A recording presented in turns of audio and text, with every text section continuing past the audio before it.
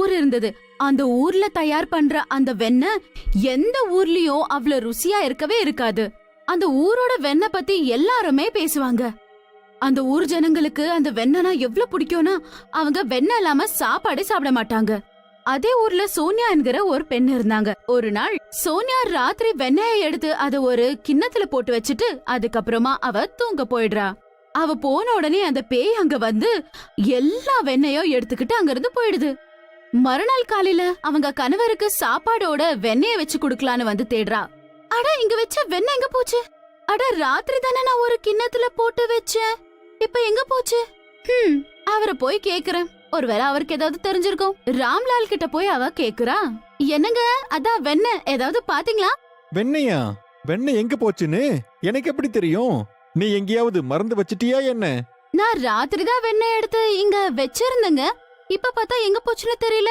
இன்னைக்கு வெண்ணெய் இல்லாதான் நீங்க சாப்பிடணும். அன்னைக்கு அவரு வெண்ணெய் இல்லாமயே சாப்பாடு சாப்பிட்டுட்டு அவனோட வேலைக்காக போயிடுறாரு. அதுக்கப்புறம் ராத்திரி ஆன உடனே சோனியா மறுபடியும் வெண்ணெய் எடுக்க ஆரம்பிக்கிறா. அதுக்கப்புறம் மனசுல யோசிக்கிறா, இன்னைக்கு இந்த வெண்ணெய நான் எங்கேயாவது ஒளிச்சு வைக்கணும். யாரு திருடுறாங்க இப்பன்னு பாக்கலாம். அவ வெண்ணெய் எடுத்த உடனே அத ஒரு கிண்ணத்துல போட்டு வச்சுட்டு அங்கிருந்து எடுத்துட்டு வந்து அலமாரியில வச்சுட்டு அவ தூங்க போயிடுறா. சீக்கிரம் சாப்பாடு எடுத்துட்டு வா, எனக்கு வேற ரொம்ப பசியா இருக்கு. சீக்கிரம் சப்பாத்தி எடுத்துட்டு வா, நான் வேலைக்கு போன இடத்துல சாப்பிடவே இல்ல. இதோ இப்பவே கொண்டு வரேங்க. அதுக்குள்ள அவ தட்டுல சாப்பாடெல்லாம் பரிமாறிடுறா. அதுக்கப்புறம் வெண்ணெய் எடுத்துட்டு வரலான்னு அலமாரி கிட்ட போறா. அட கடவுளே, என்னடா இது? என்னதான் நடக்குது? நான் வெண்ணெய ஒளிச்சுதானே வச்சிருந்தேன், எங்க போச்சு? அவ வெண்ணெய் இல்லாமே அந்த சாப்பாட கொண்டு போய் கணவர்கிட்ட குடுக்கறா. அதுக்கப்புறம் அதையே சாப்பிட சொல்றா. என்ன இது? என்ன இதுல வெண்ணெயே இல்ல? வெண்ணெய் எங்க போச்சு? எங்க போச்சுன்னு தெரியலங்க. நேத்து மாதிரி தான் இன்னைக்கு ராத்திரி கூட எடுத்து வச்சேன். பார்த்தா எங்க போச்சுன்னு தெரியல. ஒருவேளை நம்ம வெண்ணெயை யாராவது திருடுறாங்களா? வெண்ணெயை மட்டும் திருடுறதுக்கு யாராவது வரப்போறாங்களா என்ன? இன்னைக்கும் வெண்ணெய் இல்லாம நான் எப்படிதான் சாப்பிடுறதோ? அன்னைக்கு கூட ராம்லால் வெண்ணெய் இல்லாம சாப்பிட்டு கிளம்பி போயிடுறாரு. அதே மாதிரி பூனம் ராத்திரி வெண்ணெய் எடுத்து வச்சுட்டு தூங்கலாம் அப்படின்னு சொல்லி தூங்க போயிடுறாங்க. அவங்க போன உடனே ஒரு பேய் அங்க வந்து அங்க இருந்த வெண்ணெய திருடிக்கிட்டு கொண்டு போய் அது ஒரு குகைக்குள்ள போயிடுது. அதுல பொம்மை செய்ய ஆரம்பிக்குது. நான் இந்த வெண்ணெய யூஸ் பண்ணி பொம்மைய செய்யறேன். அவ அந்த வெண்ணெய வச்சு ஒரு பயங்கரமான பொம்மைய செஞ்சு அத பார்த்து அவளே சிரிக்க ஆரம்பிக்கிறா. இந்த பௌர்ணமி ராத்திரி வந்த உடனே இதுக்கு நான் உயிரை கொடுத்துடுறேன். அதுக்கப்புறம் இது பயங்கரமான ஒரு சக்தியா மாறிடும். அதுக்கப்புறம் நானு இந்த ஊரையே ஆழ போறேன்டா. இந்த மாதிரி அந்த பேய் தினமும் அந்த ஊருக்குள்ள போய் எல்லாரும் தூங்குற நேரத்துல அவங்க வீட்ல இருந்து வெண்ணெய திருடிட்டு வந்துடும். அங்க இருந்து குகைக்குள்ள போய் மறுபடியும் பொம்மைகளை செய்ய ஆரம்பிச்சிடுது. பூனம் அவளோட கணவராகிய ஜக்குக்கு வெண்ணெய குடுக்கலான்னு வரா. அட, இங்க தானே வச்ச அந்த வெண்ணெய் எங்க போச்சு? ஒருவேளை இந்த ரிங்கு தான் எல்லாத்தையும் சாப்பிட்டு இருப்பான் போல இருக்கு. இந்த ரிங்கு இருக்கானே அப்படின்னு சொல்லி அவங்க அங்க இருந்து அவங்க கணவருக்காக உணவை கொண்டு போறாங்க. என்ன இது? இன்னைக்கும் சாப்பாட்டுல வெண்ணெய் இல்லையா? ஆனா இந்த ரிங்கு எல்லாத்தையும் சாப்பிட்டுட்டான் போல. இரு, சோனியா அண்ணிக்கிட்ட இருந்தா வாங்கிட்டு வரேன் அப்படின்னு சொல்லிட்டு அவ சோனியா வீட்டுக்கு போறா. சோனியா அண்ணி, வெண்ணெய் இருந்தா தரீங்களா? ஐயோ, அது என்னன்னா இந்த ரிங்கு இருக்கானே அவன் எல்லா வெண்ணையும் சாப்பிட்டுட்டான் போல இருக்கு. உங்களுக்கு தெரியும்ல, இவரு வேற அந்த வெண்ணெய் இல்லாம சாப்பிட மாட்டாரு. சோனியாக்கு ஒன்னும் புரியல. நான் உனக்கு என்ன சொல்லட்டும்? இங்க கூட அந்த வெண்ணெய் இல்ல. நான் என்ன சொல்றதுன்னு புரியல. யாரோ திருடுறாங்க. தினமும் ராத்திரி எடுத்து வைக்கிறேன், ஆனா காலையில பாக்குறதுக்குள்ள இருக்கிறது இல்ல. என்னக்கா இது எப்படிக்கா சாத்தியம்? என்னக்கா யாராவது வெண்ணெய் கூட திருடுவாங்களா? ஒருவேளை ஏதாவது பூனையோ நாயோ சாப்பிட்டு இருக்கோம். அப்படிதான் நினைச்சேன். மறுநாள் நான் அதை மறைச்சு வச்சிருந்தேன். அப்ப கூட யாரோ திருடிட்டாங்க. இவரு கூட 2 நாளா வெண்ணெல்லாம் வந்து சாப்பிடுறாரு. பரவாயில்ல அக்கா. அப்புறம் பூனம் வீட்டுக்கு போய் நடந்த விஷயத்த அவங்க கணவர்கிட்ட சொல்றா. இன்னைக்கு வெண்ணெய் எல்லாம் வந்து சாப்பிடணுங்க. சோனியா அண்ணி வீட்டுல கூட இல்லையாமா. அவங்க சொல்றாங்க யாரோ வெண்ணெய திருடிட்டாங்களாமா. ஆஹா, எப்படி ஒருத்தங்க வெண்ணெயை மட்டும் திருடுவாங்களா? இந்த கிராமத்துல எல்லா இடத்துலயும் வெண்ணெய் தான் பற்றாக்குறையா இருக்கு. இந்த வெண்ணெயெல்லாம் திருடுறது யாரு? ஆனா அவன் இந்த வெண்ணெய் திருடுற விஷயத்த நம்ப மாட்டான். ஆனாலும் அவன் சாப்பாட சாப்பிட்டுட்டு வேலைக்கு அங்க இருந்து கிளம்பி போயிடுறான். ஆனா அங்க எல்லாருமே வெண்ணெய் இல்லாம தான் சாப்பாட சாப்பிட்டுட்டு வந்திருப்பாங்க. எல்லாரும் வெண்ணெய் மாயமாகுதுன்னு சொல்றாங்க. அப்படி யார் தான் இந்த ஊர்ல திருடிக்கிட்டு இருக்காங்க? அதுவும் வெண்ணெய மட்டும் திருடுறாங்க. மறுநாள் ஒருத்தங்க வெண்ணெயை எடுத்து யாருக்கும் எட்டாத இடத்துல வச்சிடுறாங்க. ஏன்னா அது யாரும் திருடக்கூடாது அப்படின்னு சொல்லி அங்க வச்சுட்டு அவங்க தூங்க போயிடுறாங்க. அவங்க போன உடனே பின்னாடியே பேய் வந்து அந்த வெண்ணெய திருடிட்டு போயிடுது. அவ மறுநாள் காலையில எந்திரிச்சு பாக்குறா, அங்க வெண்ணெய் இருக்காது. அட கடவுளே, என்னோட வெண்ணெய் எங்க போச்சு? என்னோட வெண்ணெய கூட யாரோ திருடிட்டாங்க. இப்ப நான் முன்னாக்கு ரொட்டி எப்படி ஊட்டுவேன்? ஊர்ல இருக்க ஒவ்வொருத்தர் வீட்டுலயும் அந்த வெண்ணெய் மாயமாயிட்டே போயிட்டு இருந்தது. எல்லாரும் எப்படி பேச ஆரம்பிக்கிறாங்க. யாருன்னே தெரியல, நம்ம கிராமத்துல எல்லார் வீட்லயும் இருக்கிற வெண்ணெய மட்டும் திருடிட்டு போயிட்டு இருக்காங்க. நானும் தான் கேள்விப்பட்டேன், யாரு வெண்ணெய மட்டும் திருடிட்டு போயிட்டு இருக்காங்க? நாம எப்படியாவது அந்த வெண்ணெயை திருடுறவங்களை கண்டுபிடிச்சே தீரணும்.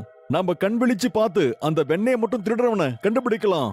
ராம்லால் மற்றும் ஜக்கு கூட இதுதான் சரியான விஷயம் அப்படின்னு சொல்லி அவங்க எல்லாரும் சேர்ந்து ராத்திரி ஆனதோ ஒளிஞ்சுக்கிறாங்க. யார் தான் இந்த வெண்ணெய் திருடுறாங்க பாக்கலான்னு சொல்லி அவங்க எல்லாம் காத்துக்கிட்டு இருப்பாங்க.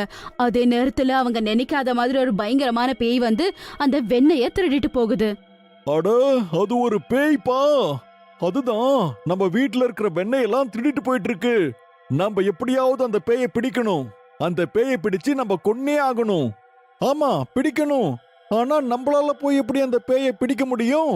நாம அதுக்கு ஏதாவது ஒரு வழியை கண்டுபிடிக்கணும். நீ சொல்றதும் கூட சரிதான். ஆனா நம்ம அந்த வெண்ணெய் திருடுற பேயை பிடிச்சாகணும். அந்த பேயி தினமும் வந்து நம்ம எல்லார் வீட்டுல இருக்கிற வெண்ணெயும் திருடி கொண்டு போய் வச்சிட்டு இருக்கு. நம்ம ஏன் இங்கே நின்னு இதையே பேசிக்கிட்டு இருக்கோம்? வாங்க முதல்ல போலாம். நம்ம போய் அந்த பேயை பிடிக்கலாம். பேய் அந்த வெண்ணெய திருடிக்கிட்டு ஒரு குகைக்குள்ள போகுது. ஊரு ஜனங்க கூட அது பின்னாடியே போறாங்க. ஐயோ, அந்த பேய் இந்த குகைக்குள்ள போயிருச்சே! ஒருத்தர் பின்னாடி ஒருத்தரா வாங்க, எல்லாரும் அந்த குகைக்குள்ள போவோம். அந்த பேய் உள்ள போன உடனே ஊர் ஜனங்க கூட அந்த பேய் பின்னாடியே போய் அந்த குகைக்குள்ள இருக்க ஒரு கல்லு பின்னாடி ஒளிஞ்சுக்கிறாங்க. இந்த பேய் அந்த வெண்ணெய வச்சு என்னதான் பண்ண போகுது அப்படின்னு சொல்லி இவங்க ஒளிஞ்சிருந்து பார்க்க ஆரம்பிக்கிறாங்க. அவங்க பாக்குறாங்க, அந்த பேய் திருடிட்டு வந்த அந்த வெண்ணெய வச்சு அது ஒரு பயங்கரமான பொம்மைகளை செய்ய ஆரம்பிக்குது. நாளைக்கு முழு பௌர்ணமி நாள். அந்த முழு சந்திரனை நான் ஆகாயத்துல பார்த்த உடனே நான் இவங்களுக்கு எல்லாருக்கும் உயிர் கொடுக்க ஆரம்பிக்கிறேன். அதுக்கப்புறம் இந்த பொம்மைகளை வச்சு எனக்கு தேவையானதை நான் செய்ய போறேன். பார்த்துட்டு இருக்கும் போது என்னோட சக்திகள் எல்லாம் ஜாஸ்தி ஆயிடும். அதுக்கப்புறம் இந்த ஊரை நான் தான் ஆழ போறேன். என்னை யாருமே தடுக்க முடியாது. இந்த பேச்சு எல்லாமே ஊர்ல இருக்க ஜனங்க கேக்குறாங்க. ஐயோ, இந்த பேய் ரொம்ப ஆபத்தானது. இந்த பேய் நம்ம வெண்ணெயை மட்டும் திருடல, அது கூடவே சேர்த்து நமக்கு சொந்தமானத அந்த பேய் திருடி இது கடைசியில நம்மளையே அடக்கி ஆளலாம் அப்படின்னு ஆசைப்படுது. ஐயோ அண்ணா, இத கேட்கவே எனக்கு ரொம்ப பயமா இருக்கே. இப்படியே போயிட்டு இருந்துச்சுன்னு வைங்க, இந்த பேய் நம்ம யாரையுமே சும்மாவே விடாது. இன்னும் நம்மலாம் கொஞ்ச நாள் தான் உயிரோட இருக்க போறோம். அதுக்கப்புறம் இந்த பேய் வந்து நம்ம வாழ்க்கையே அழிச்சிடும். ஐயோ! அட, நீங்களா கொஞ்சம் சும்மா இருங்கப்பா. ஏதேதோ தேவையில்லாம பேசிக்கிட்டு இருக்கீங்க. இந்த பேயை நம்ம ஏதாவது பண்ணுவோம். அண்ணா, முன்னையில இருந்து ஏதாவது பண்ணணும்னு தான் சொல்றீங்க.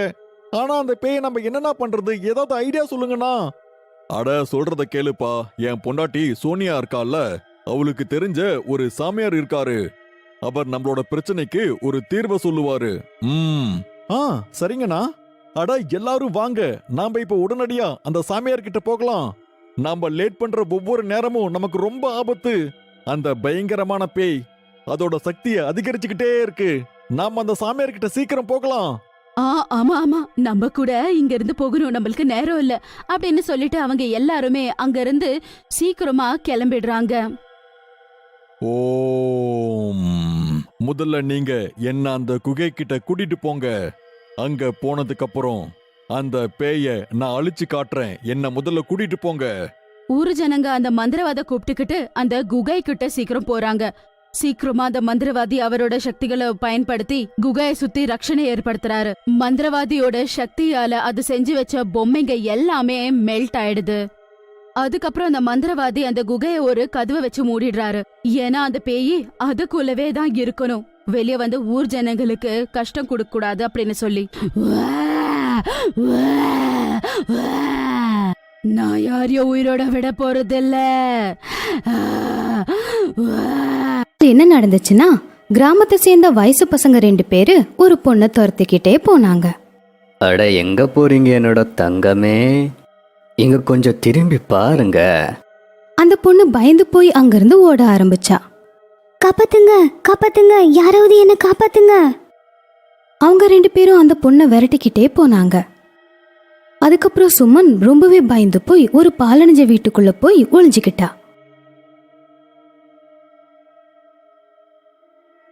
அப்போ அந்த பாலடைஞ்ச வீட்டுல இருந்த பேய் சுமன் பயந்து ஓடி வர்றத பாத்துச்சு.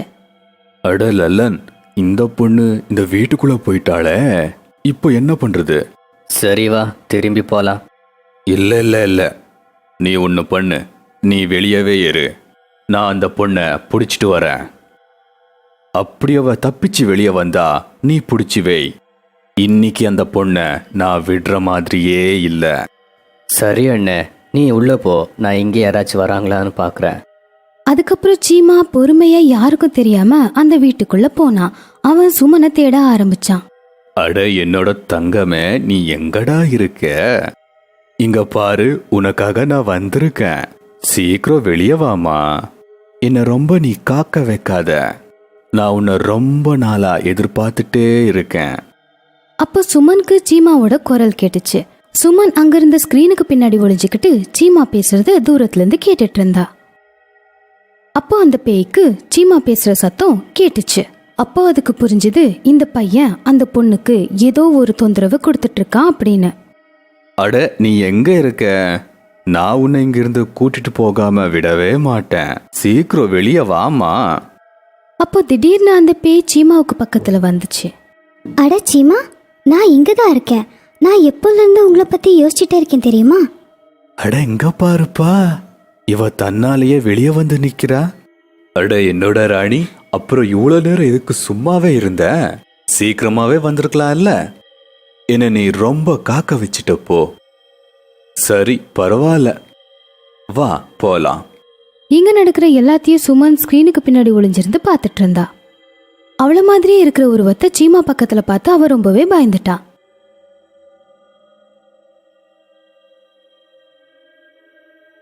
அட கடவுளே, இது நான் தான். என்ன மாதிரி இருக்கிற இந்த பொண்ணு யாரு?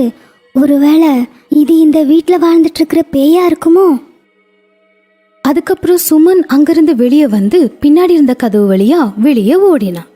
அப்போ லல்லனோட பார்வை சுமன் மேல விழுந்துச்சு. ஏ பொண்ணு அங்கேயே நில்லு, இன்னைக்கு நீ தப்பவே முடியாது.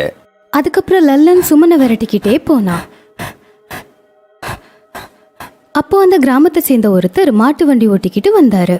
அவரு சுமனை பார்த்து வண்டியை நிறுத்தினாரு. அட யாருமா நீ? இந்த ராத்திரியில இங்க என்ன பண்ற? அண்ணா, சில பொறுக்கி பசங்க என்ன துரத்திட்டு இருக்காங்க. தயவு செஞ்சு நீங்க எனக்கு உதவி செய்றீங்களா? சரி வாமா, நான் உன்னை வீட்டுக்கு விட்டுடுறேன். அடச்ச, இவன் இதுக்கு இப்போ நடுவில் வந்தா?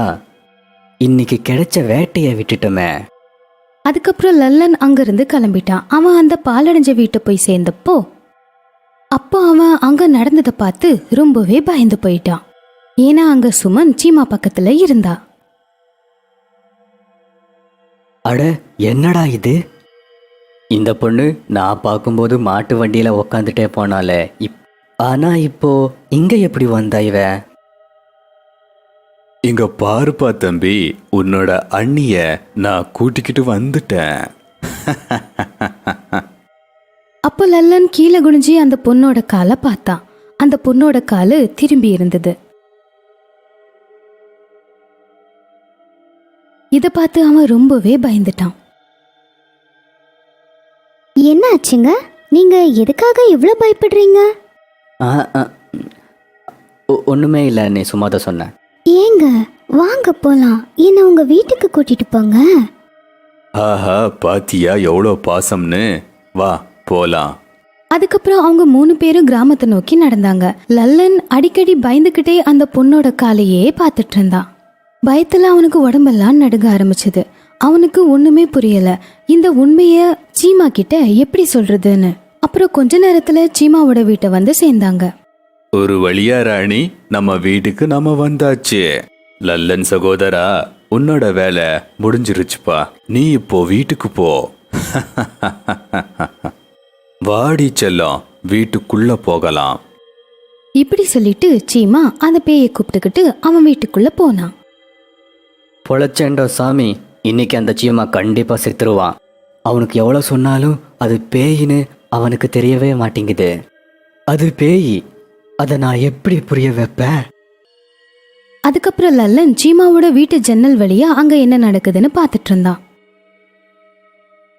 அவன் சீமானை பார்த்து சொன்னான், அட சீமா அண்ணன், என்னோட பேச்ச கொஞ்சம் கேளுப்பா. நீ யார சுமன்னு நினைச்சுக்கிட்டே இருக்கியோ, அது அந்த பொண்ணே இல்ல, அது ஒரு பேய். அட போ இங்கிருந்து. எனக்கு தெரியும்பா, உனக்கு ரொம்ப பொறாம. எனக்கு ஒரு பொண்ணு கிடைச்சது, ஆனா உனக்கு கிடைக்கல. அதுக்காகத்தான் நீ இந்த மாதிரி சொல்லிக்கிட்டே இருக்கேன். போ இங்க இருந்து. இப்படி சொல்லி சீமா மறுபடியும் உள்ள போயிட்டான். அப்போ அந்த மாட்டு வண்டிக்காரர் சுமனை ஏத்திக்கிட்டு அந்த பக்கமா வந்துட்டு இருந்தாரு. சுமனை பார்த்ததும் லல்லன் ரொம்பவே சந்தோஷப்பட்டு அந்த வண்டி பக்கம் போனான்.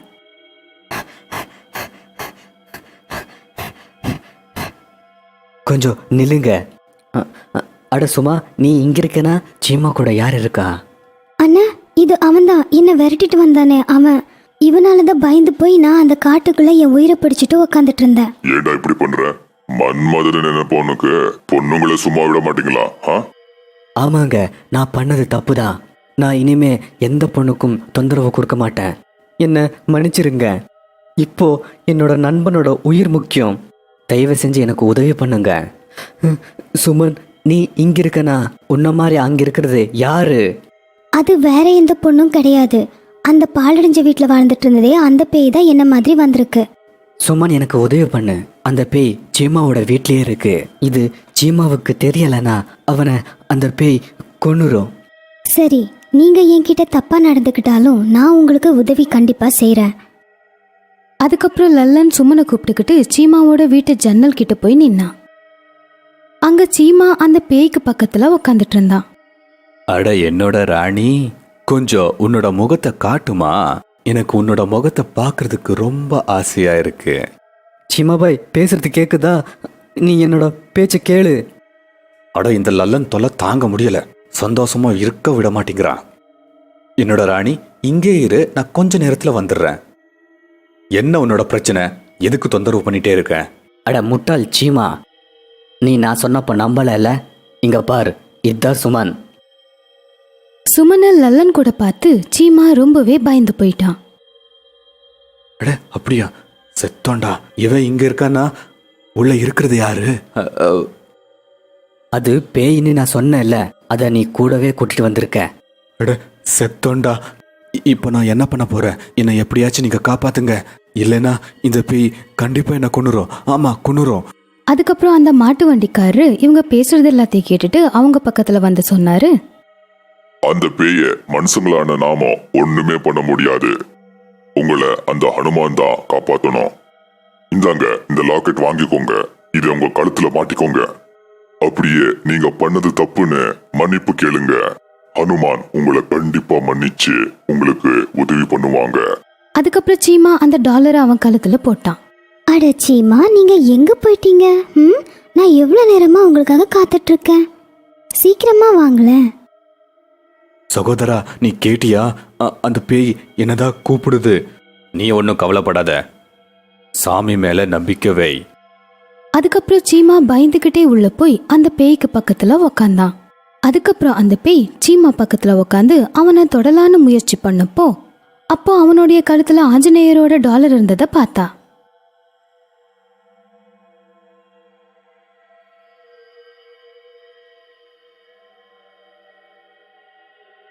அதை பார்த்து அவ பயந்துட்டா.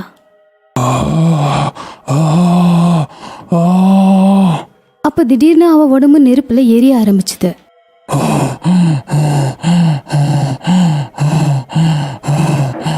டேய், நீ தப்பு பண்ணிட்டடா. நான் உன்னை பழி தீர்ப்பேன். நான் இதுக்காக உன்னை பழி தீர்ப்பேன். அதுக்கப்புறம் அவ எரிஞ்சு சாம்பல் ஆயிட்டா. ஜெய் ஆஞ்சநேயா ஸ்ரீராம பக்தா. ஜெய் ஆஞ்சநேயா ஸ்ரீராம பக்தா. அப்பா, நம்ம பொழைச்சோம். அப்பா, நம்ம பொழைச்சிட்டோம். அதுக்கப்புறம் சீமா லல்லன் 2 பேரும் சேர்ந்து சுமனோட காலை பிடிச்சு வேண்டிக்கிட்டாங்க. இனிமே எந்த பொண்ணுக்கும் எந்த தொந்தரவும் கொடுக்க மாட்டோம் அப்படின்னு சொன்னாங்க.